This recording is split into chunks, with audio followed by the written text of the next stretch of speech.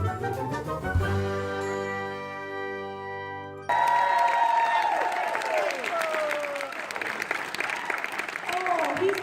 sucked. This is who I told who's it on the plan. There's musical instruments back here. Hey everybody, how you doing? This is great. How are you? You take a guess. Jason. Yeah, no? Wait, here, I can Once in a help while I with this. feel like if I take a shot, then... I can help with this. Yeah. We've got Drew. This is a game earlier. Drew. We've got Ryan. Drew and Ryan. Trisha. And Mark.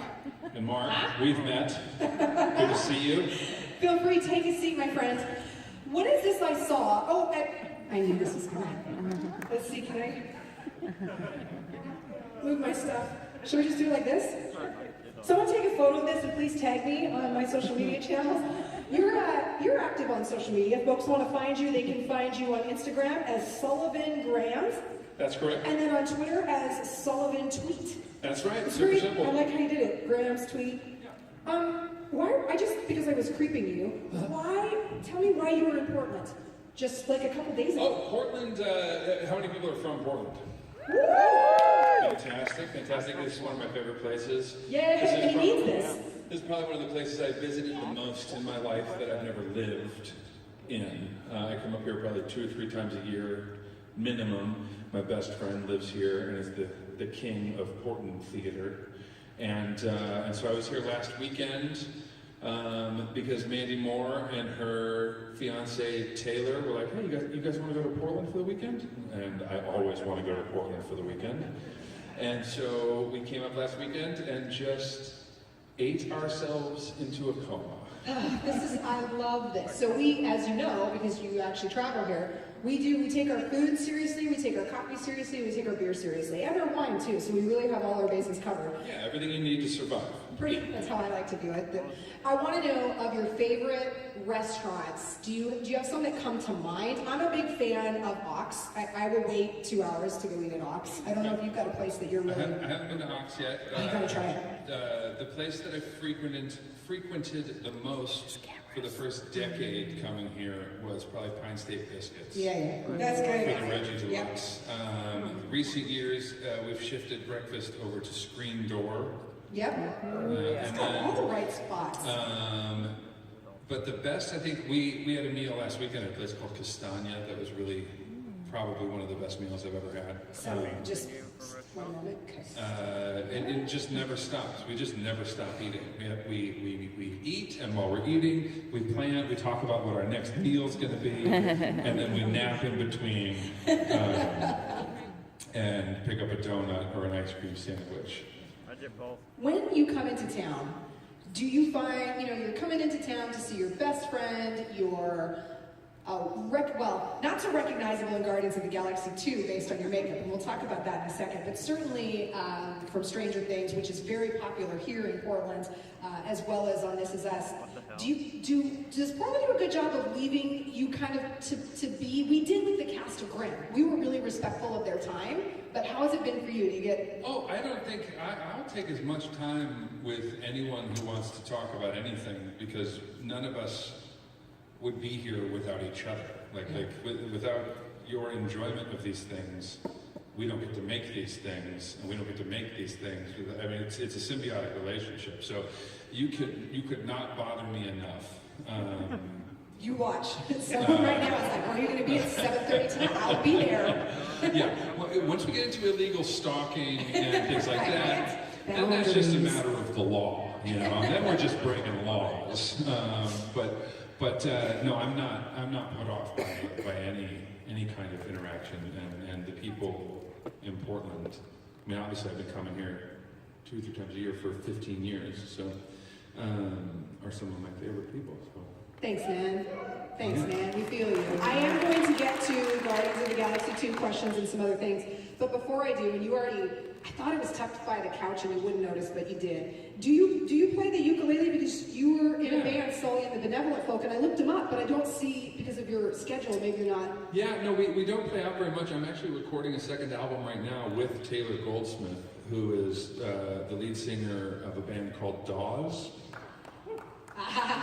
Check them out. They're incredible. They're actually playing here in 2 weeks at the Congregation Hall? No. Revolution Hall. Well done. And you should absolutely check them out. They'll be here in 2 weeks. They're called Dawes. Taylor's the front man, and he and I started writing songs together when we met through Mandy, because he's engaged to Mandy. And now we have a record, and we're really happy with how the songs are coming out, and it should be available probably in a couple months. I'm glad I asked. So you do play the ukulele a little bit? I do, yes. Okay, you know what? Then humor me, folks, because geez. I know. Well, the only time I've ever played the ukulele successfully before was at a house party with Amanda Palmer. I totally name drops. You played music with Amanda Palmer? I did. For real. Yeah. So Amanda Palmer is the reason why, if you go onto my website, yeah, you can download my first record for free, or it's pay what you want, essentially. So $1 million. You probably have to pay $1 in order for it to work. It's so good though, the Gypsy song and the old man song. Yeah. And so Amanda Palmer is an artist who believes that her fans will pay for the music, that you shouldn't force people to pay for your art, but allow them to. And so I really liked that kind of ideology, and so that's why the music is free. And it's funny too, because a lot of you guys will know, obviously, because she's married to Neil Gaiman, who is that's where I get weird fangirly. Yeah. And he was so kind, he did an interview with me and drew in my graphic novel compilation of The Sandman, and I still to this day, I just cherish it. And that's actually how I got introduced to her music. And just by random circumstance, when she went through her first round of sort of self-fundraising, when she sort of broke away, she did house parties. And someone here in Portland who knew that I was a Neil Gaiman fan invited me out. So there I am in my Wonder Woman shirt. I just purchased a uke. I had no clue what I was doing. But she was trying to teach me the ukulele song, and I sucked at it. And I thought, how fun, since I noticed your Amanda Palmer quote on your Sully and the Benevolent Folk website. If you would consider just teaching me 1 or 2 chords. Are you game? Oh, sure. Let's test and we're see doing if it right now. Yeah. All right, let's do it. We're all ready. I'll get it. All right, there's 2 of them. You have the tiny one, and have you tuned them? These 2? Are you guys getting all this? Yeah? That's G. This is a lot of pressure. Yeah, right? You've put us both on the spot.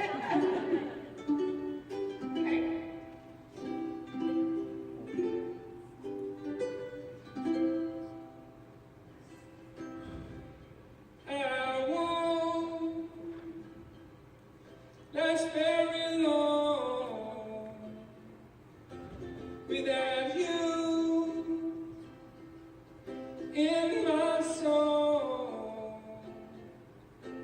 'cause I've tried to sing a tune, but it don't sound right without you.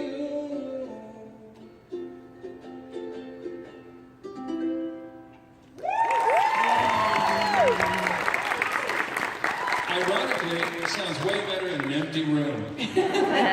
Those acoustics are so good. The irony. Just bouncing off the walls, built-in reverb. You know you have a great guest when you can spring something like I had no plan and he totally ran with it. Does anyone have a Guardians of the Galaxy 2 question, or this is you do, and just yell it out. You here in the front, sir. I stand. Can I stand? Stand. I walk around. You're an imposing presence. Yeah. Am I going to be in any future Marvel movies that I know of? No, not that I know of. But together, we can start a campaign. Hashtag TaserFace lives. With Infinity Stones, anything is possible. There are no dead people in the Marvel Universe. Go ahead.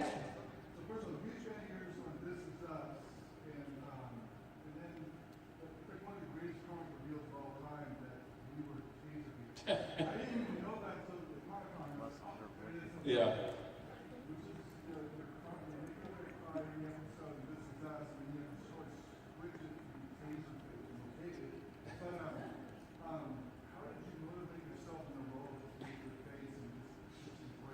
TaserFace, I booked that job off of videotape that I sent in to James Gunn, and it was his co-producer named Simon Hatt. The two of them were fans of a show called The Nick that I was on. That was on Cinemax. On Cinemax. That was directed by Steven Soderbergh. 2 seasons. If you haven't seen it, it's dark and terrifying, and it's about surgery in the year 1900. And it stars Clive Owen, and it was a dream come true, an amazing experience. But they watched that show, and they were having a hard time finding a TaserFace. I'm like, what about that guy? And I have no idea. I looked TaserFace up. You know, he's not a popular character in the Marvel universe, which is why James Gunn was attracted to him. And so I didn't know what it was gonna be, or how to do that, or what that guy sounds like, or anything. So I just tried to play it as tough as I could. Got the job, great, so excited. Show up, they put me in the makeup for the first time, and I'm looking in the mirror going, I can't sound like this guy. How do you talk like that guy?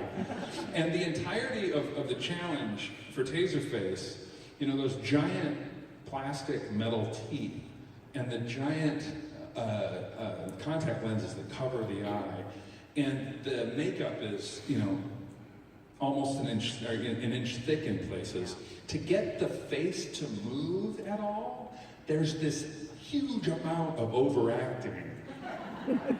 That happens when I'm not in makeup too, but like to get like those prosthetics to move, you have to move a little bit. You have to make these huge gestures underneath.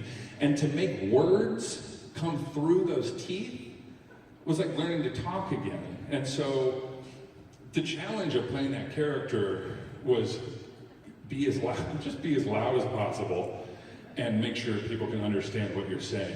But anytime you see anybody in any of those movies and they're all talking like Muppets, it's because they can't get the sounds out of their mouth because they have no access to their lips. And so it was a brand new, and the first time I was fully in the makeup was the first day of shooting. So I had about an hour and a half in the trailer talking to myself in the mirror, trying to figure out how to sound as scary as that makeup looks. But yeah. At one point you're yelling in the movie and like spittle is drooling out. That was perhaps accidental. It's all, you just let it, I'm in his face and drool is just coming down because I have no access to my lips. And so if there's drool, it's just gonna come out. Luckily, he's not a very sophisticated person, and drooling kind of works. Is the makeup itchy? Yeah, like I'm itching like crazy right now. I have his fake lashes on. It's not so much itchy as much as it is a head cast. So the sweat, they have to leave these little channels, and the sweat only had one place to go, either down the back of my neck, which was great, or down to the corners of my eyes. It was all just funneled right into the corners of my eyes, so all day long, just sweating into my eyeballs. There were a few moments of claustrophobia where I had to like sit in the chair in between takes and just breathe and slightly. If you get an itch, there's a lot of this.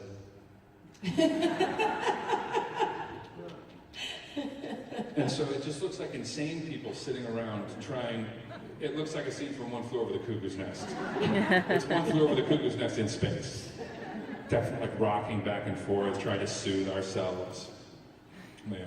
The moment when people started realizing that it was you, what was that transition like? Because the Marvel universe is such a big, big deal. So I'm just curious, you know? Yeah, I posted, I got on Instagram fairly recently as far as the app goes, and I posted the transformation video of the time-lapse video of me getting into makeup, and it was just thousands of comments of people not realizing. And so now, actually last weekend in Portland, I was walking through a store and someone went, hey, TaserFace. And that was the first time that had ever happened. He was here in Portland. We So, I mean, there's no reason why you would know that was me, unless you've looked at my IMDb page or watched the credits. I looked at your Instagram, and put your hands up if you guys have a question, because I want to make sure. Yeah. We'll go to you. I have a question for you about your Instagram, but I want to get to some of the audience questions first. Yeah, go In the ahead. back with the blue shirt. Yes, you. So, one of my favorite things to ever did, for sure, was Tom Series from the day. And I'm curious if there are ever any moments on it where you were just completely disgusted. I know they showed clips about like the robot baby and things like that. Yeah. Yeah, that again, it's a tricky show for people, for a lot of people, because the surgery in the year 1900 was more of an experiment. Why don't you come down to the hospital for an experiment, and we'll see. Your chances of surviving anyways are low, so why don't you let us experiment on you, and maybe you'll get out of this alive. It was not looking good back in those days, and the first few episodes deal with this doctor trying to figure out how to accomplish the very first C-section, and so it's a lot to take in. But I personally, I wasn't in the operating room too much, so I wasn't grossed out too much as far as the things I had to accomplish. I think the one day that was a little tricky was the day that they put me in a pit full of rats. What the hell? That was a challenging day. When the rat wrangler shows up with a burlap sack over her shoulder, and the burlap sack is like writhing around because the rats don't mind living in a ball, and she dumps them onto the floor. That was probably, and I'm not a very squeamish person, but there's something about the writhing burlap sack of rats that hits home.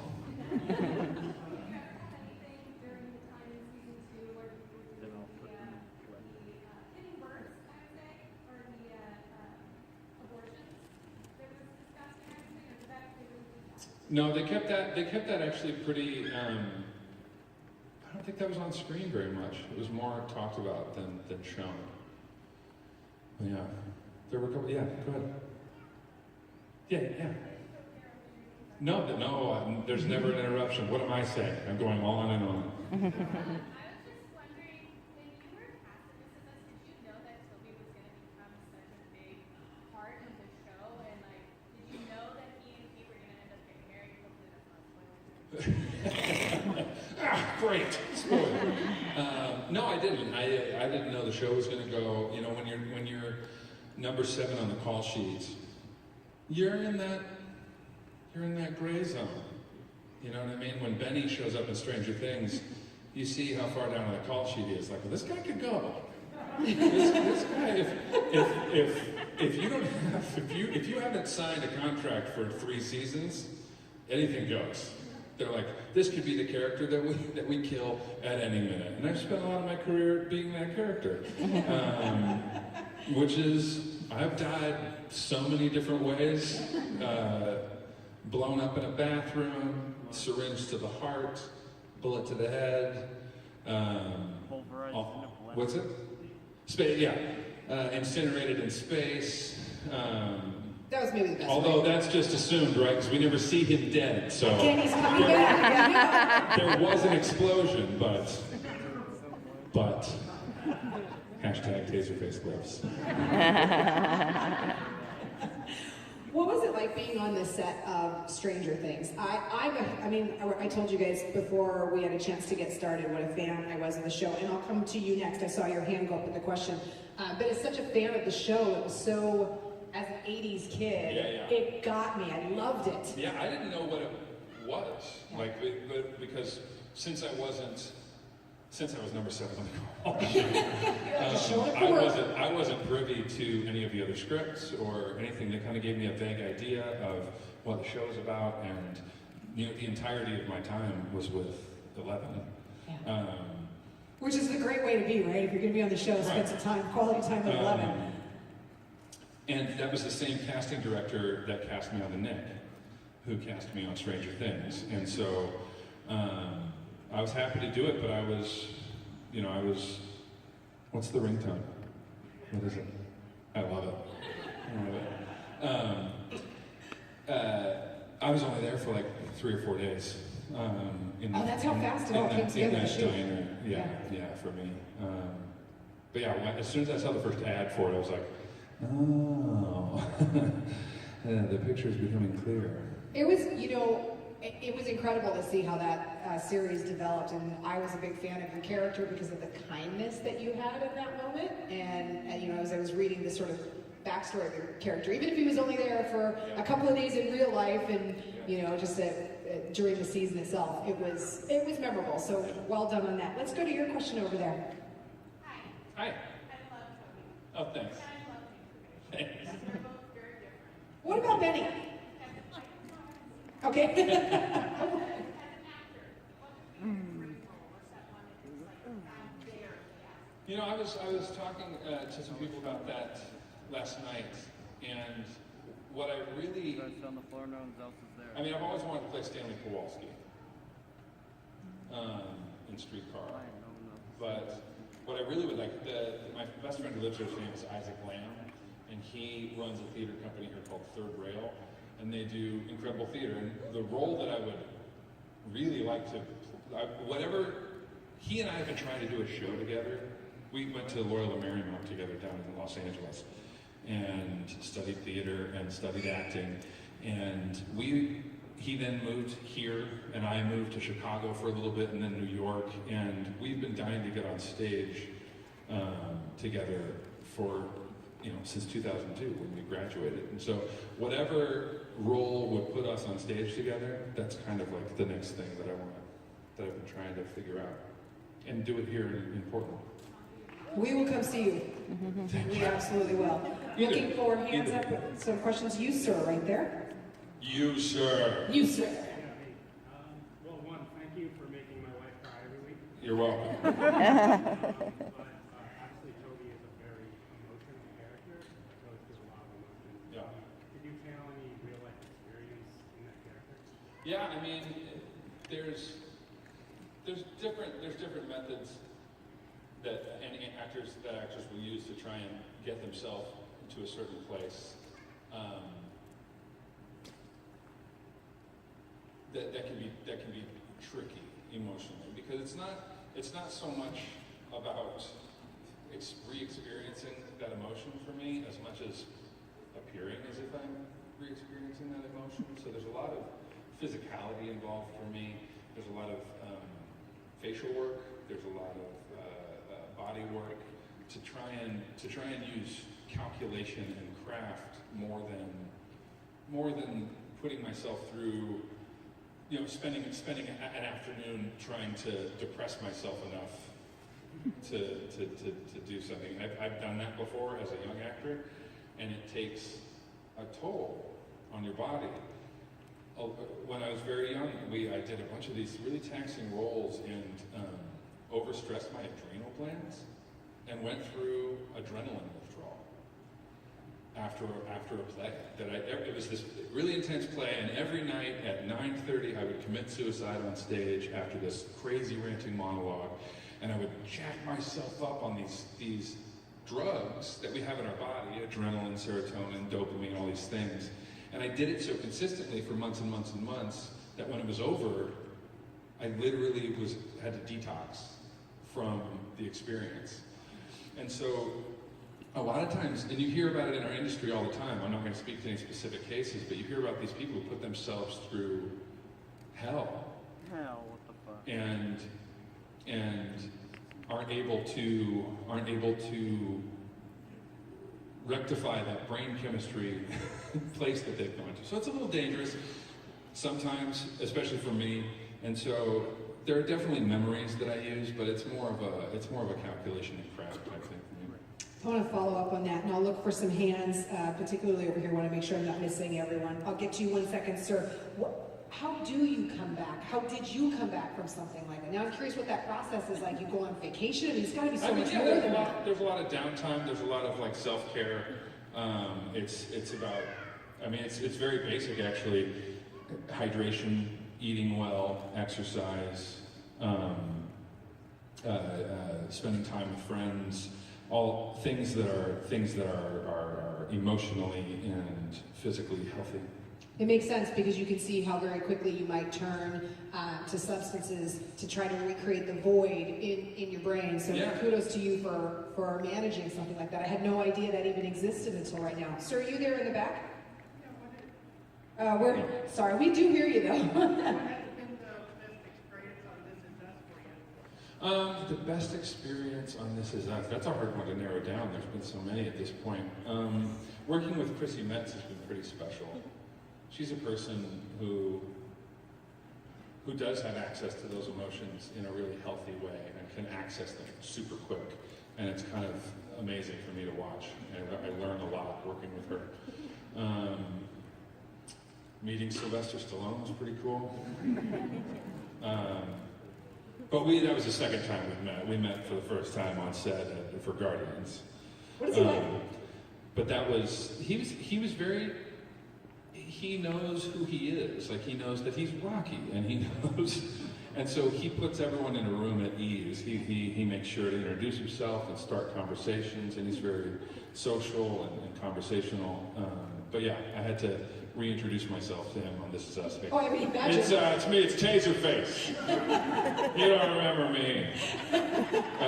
Because I looked a lot different back then. Other questions? Hands? Yeah? Ma'am? How did you feel about when you first got the script about the name TaserFace? I was like, I hope that's a joke. God, I hope that's a joke. Because if it's not, it's gonna be a joke anyways. So I hope that's intentional. There's one other hand, like right in front of you. Yeah. What was the role that you got that kind of made you go like, I made it? Was it the drop or, Tom Hardy, Gandolfini? I still don't know if I have. Yeah. That's very nice of you to say. Making it is such an ethereal idea, because as soon as something is over, it's over. You know what I mean? Like, before conventions like this, I would have done TaserFace. And then that would have been the last time anyone ever asked me about TaserFace. You know what I mean? And in this situation, the convention is a long time ago in the theater. When I was a young man, I would take bows, and I would not take it very seriously, and I would take bows on stage, and oh, thank you so much. And an older actor came up to me and said, you know that a curtain call is not an opportunity for you to accept applause. A curtain call is an opportunity for you to thank your audience.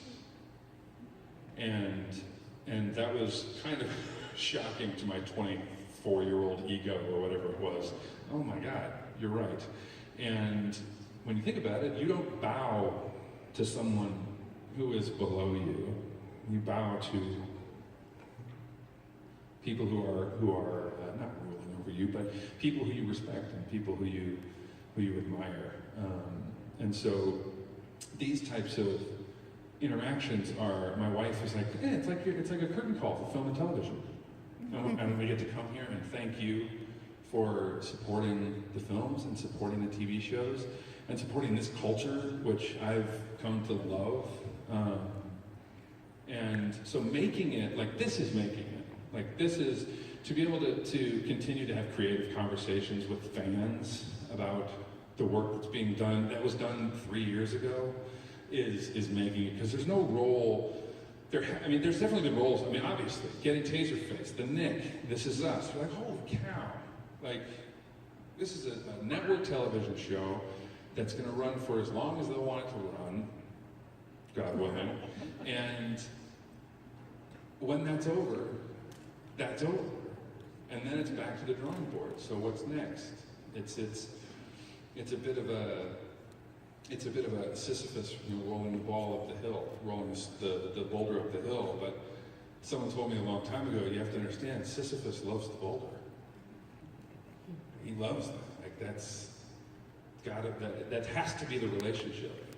So there's all these boulders that get pushed up the mountain, and then they roll back down. You go back down, you get it, you push it back up again. But stuff like this is probably one of my favorite parts. Now that the room is filling in, it will be more helpful because we've got folks in the back. If you guys do grab one of those two microphones, the audio folks will make sure that those microphones are turned on, and I'll just ping pong back and forth. And then one of the things I wanted to ask you about, you mentioned Rachel a couple of times. Rachel Sullivan is his wife, and I highly recommend you give him a follow on Instagram. His handle is @SullivanGrams.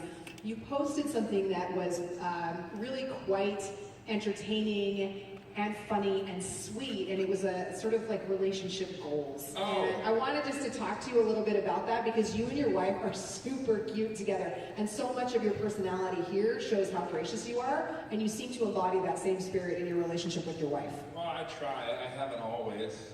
It's hard. I mean, marriage is work. It's an evolution, and it's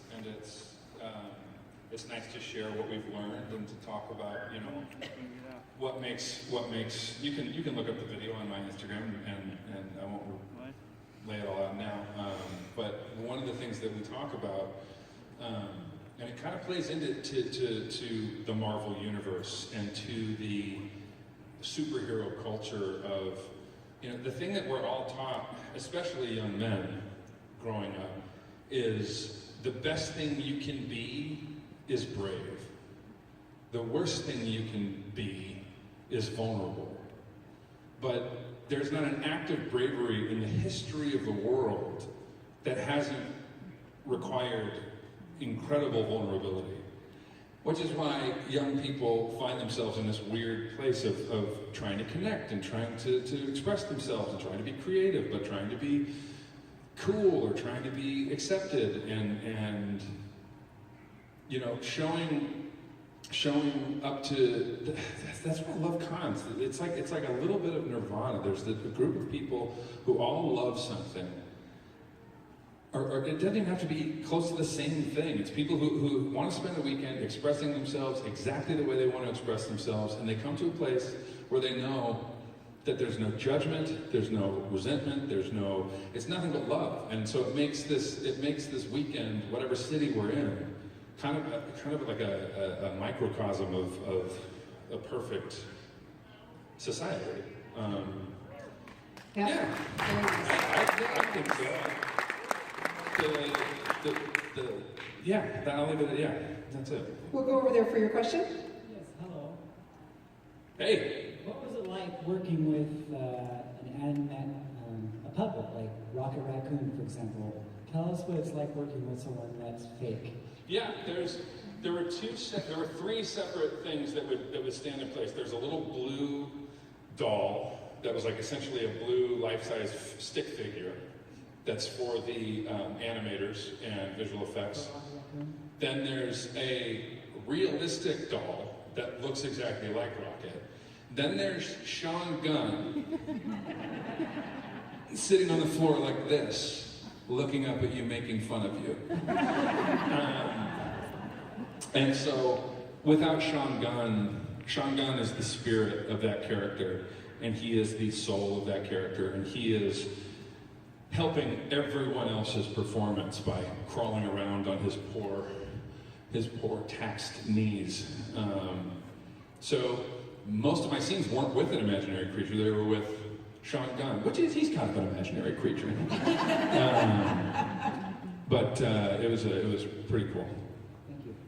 And I know you were waiting, sir, in the black there, so you go ahead next, and then I'll come over to you if we have time now. Go ahead. All right, hi. I was wondering if after Toby gets himself up out of bed, if any future Toby scenes will have you in the prosthetics and old man Toby. Oh, prosthetics? Yeah, I guess we'll have to wait and see. I think if that were to happen, I probably wouldn't be able to tell you about it. But that's one of the things about, in the show I wear a prosthetic suit. And some people, when they found out about that, weren't very happy about it. But the idea of the show sliding back and forth through time, Dan, the creator, has left it open so that, because my relationship before the one with Kate, I was this size. And so they wanted the freedom to be able to jump back and forth through time. I didn't realize that at first. Like, I didn't know that that's what the show was going to do. But they've left that open as an option. I mean, obviously the show is sliding into the future now, it's sliding into the past, so we will see what the future and the past does hold. Great question. And we're coming up on just a couple of minutes left. Let's go to the microphone in the back over there. Hi, so I know in the Marvel Universe, there's a lot of one-upping on whose costume's the most uncomfortable. So where does your costume fit into that? My costume was easy. Like, my costume was great. My costume was fine. Like, the head was uncomfortable, but the rest of that outfit zipped up the front like some galactic onesie. Like, it was all one piece, and so from the crotch to the neck was just this one big zipper, and then it just Velcro it over and off I'd go. So my costume was great, really comfortable. Who claims to have the most uncomfortable? Either Tom Holland or Robert Downey Jr. Oh, a couple of whiners. You had a question, and we do have time for one more. Actually, you kind of answered it. That they're whiners? No. My wife won the bet because she said, "Oh, I think he's wearing like a fat suit." I'm like, "No, he's not." But he came out and I'm like, "Yeah, he maybe is." You mentioned in the course of this time period, ice cream sandwiches, eating yourself in a coma, and eating healthy and exercising. Which is more true for you on a daily basis?